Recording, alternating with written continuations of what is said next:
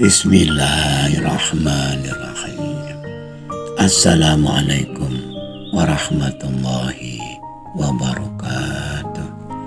Wahai anak-anakku, murid-muridku yang senantiasa dirahmati oleh Allah Subhanahu wa Ta'ala, marilah kita lanjutkan pelajaran kita, ngaji belajar urip. Kali ini kita membahas mengenai Tuhan tidak melempar dadu. Mengapa judi itu diharamkan, Mas Jamal? Ya, karena larangan itu tercantum di dalam Al-Quran. Itu tidak salah, Mas Jamal. Namun jawaban itu kurang menjelaskan, terutama bagi orang awam yang kurang paham atau kurang percaya terhadap Al-Quran. Kalau yang seperti itu saya kurang paham, Kang. Mas Jamal punya enggak seorang teman yang hobi judi? Ada beberapa, Kang, bahkan ada yang bandar judi. Bagaimana kehidupan mereka? Maksud saya, cara mereka berpikir, mental mereka. Teman saya yang bandar itu juga seorang rentenir, Kang. Kerjanya cuma menjadi bandar judi dan meminjam-minjamkan uang dan berbunga. Dia kaya raya, tetapi dia juga sering menyumbang ke masjid, ke pondok pesantren, dan panti asuhan. Kalau yang seperti itu bagaimana, Kang? Maksud Mas Jamal, pahalanya begitu? Iya, Kang. Itu sama saja dengan mencuci menggunakan air comberan bagi yang bersedekah.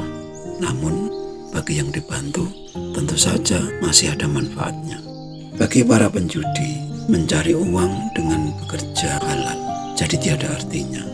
Mengapa harus susah-susah kerja dengan hasil yang sedikit? Bila sekali menang berjudi dapat untung besar. Mas Jamal, urusan judi yang diharamkan sebetulnya bukan hanya masalah uang, namun yang lebih utama adalah masalah pemahaman hidup. Bahwa hidup di dunia ini tidaklah diciptakan secara untung-untungan atau ramalan-ramalan sebagaimana mental yang terbentuk bagi orang yang sering berjudi. Dalam kehidupan ini berlaku sunatullah atau hukum alam atau hukum kehidupan, termasuk hukum sebab akibat. Peribahasa mengatakan bermain api terbakar, bermain air basah. Adanya peribahasa ini menunjukkan bahwa dalam kehidupan ini berlaku hukum-hukum kepastian. Ada sebab, pasti ada akibat. Ada akibat, pasti ada sebab. Sedangkan mental dan pikiran para penjudi tidaklah demikian. Sebagaimana bila ada sebuah kotak dadu kita lempar, hanya 1/6 kebenaran yang kita peroleh. Apa jadinya bila Tuhan menciptakan kehidupan ini berdasarkan kenyataan sebagaimana mental dan pikiran para penjudi? Hancurlah kehidupan ini, kacaulah kehidupan ini, karena semuanya serba tidak pasti. Bila api tidak pasti panas, tidak pasti membakar, bagaimana air bisa matang bila panasnya tidak pasti? Bagaimana kita dapat mandi atau mencuci, membasuh menggunakan air bila air tidak pasti basah? Bila kita makan tidak terhubung dengan kenyang, buat apa kita harus makan? Inilah, Mas Jamal, mengapa judi itu diharamkan. Karena dampaknya luar biasa. Kerusakan yang ditimbulkan bukan hanya masalah uang. Bukankah kita sering melihat ketika para penjudi berkumpul di saat ada orang punya hajatan? Saat mereka begadang, mereka sanggup berjudi sambil duduk bersama selama lebih kurang 3 hari 3 malam. Jika sudah demikian, apa yang ada dalam pikiran mereka? Adakah Tuhan? Adakah agama? Adakah akhlak? Adakah kewajiban? Adakah rasa cinta kasih? Bahkan, adakah waktu? Apa artinya semua itu bagi mereka? Apa juga artinya kewajiban di dalam beragama? Bukankah semua larangan yang ada di dalam agama itu untuk kebaikan kita, Mas Jamal? Apalagi kewajiban. Bukankah adanya kewajiban dan larangan adalah bukti kasih sayang Tuhan agar manusia menemukan kebahagiaan hidup? Lalu bagaimana dengan mereka-mereka yang menganggap agama sebagai beban, Kang? Hal ini karena pandangan yang memisahkan antara syariat dan hakikat. Harus belajar syariat dulu sampai tuntas, entah sampai kapan, barulah boleh belajar hakikat.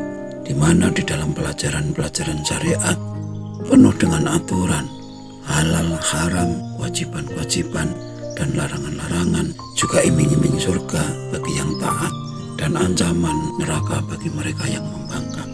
Hal ini menyebabkan kita beragama menjadi tegang, penuh tekanan, dan penuh dengan khayalan surga. Karena kita tidak pernah tahu mengapa sesuatu itu diwajibkan atau sesuatu itu dilarang.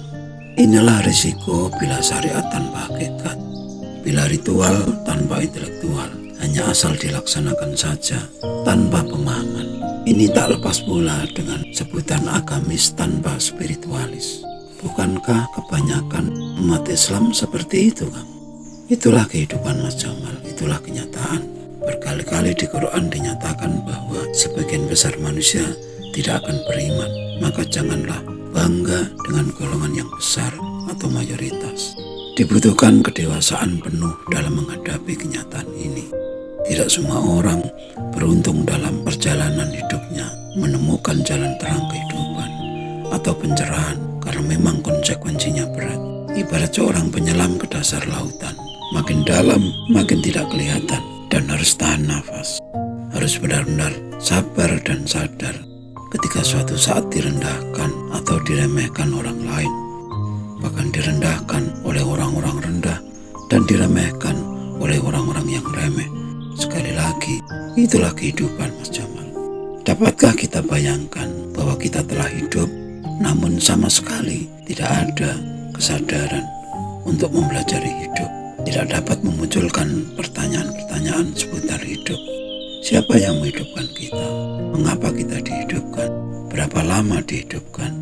Dan berapa kali dihidupkan? Bukankah setiap pertanyaan akan melahirkan jawaban? Dan makin banyak pertanyaan, tentu makin banyak pula jawabannya.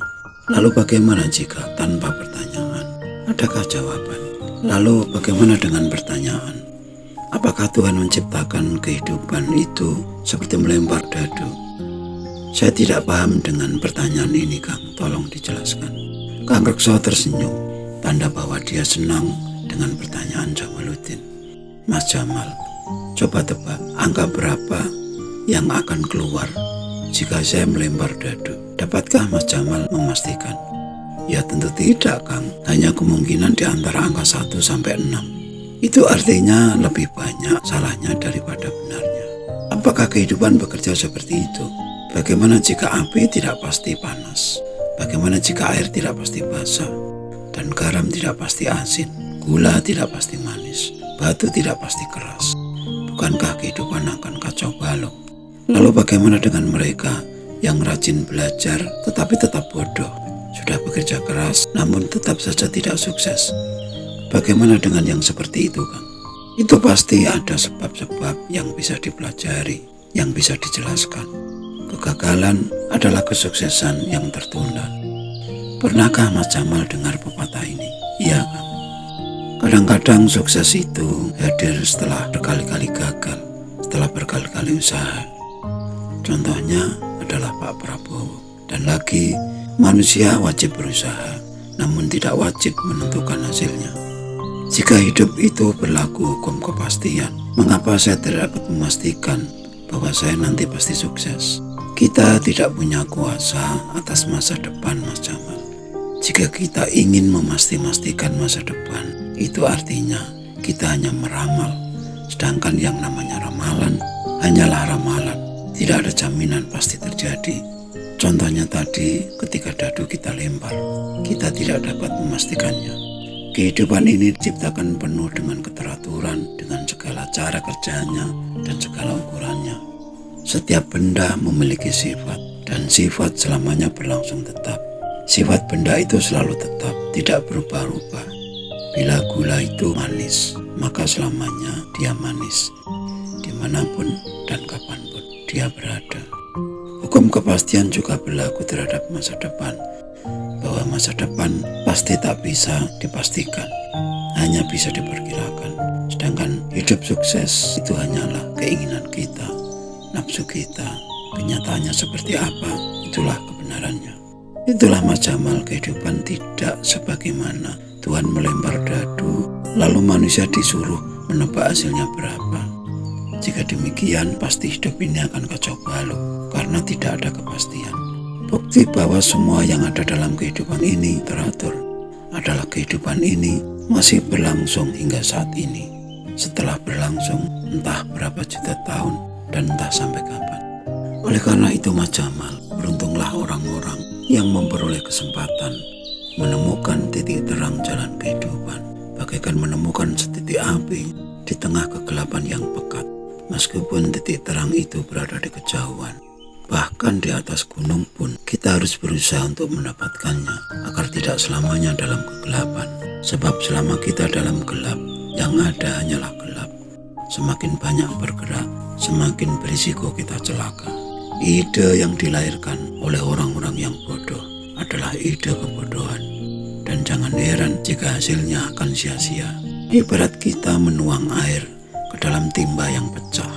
Benarlah Mas Jamal bahwa ilmu adalah cahaya, terutama ilmu kehidupan yang membuat kita bisa terhindar dari kegelapan hidup, dari kesia-siaan hidup.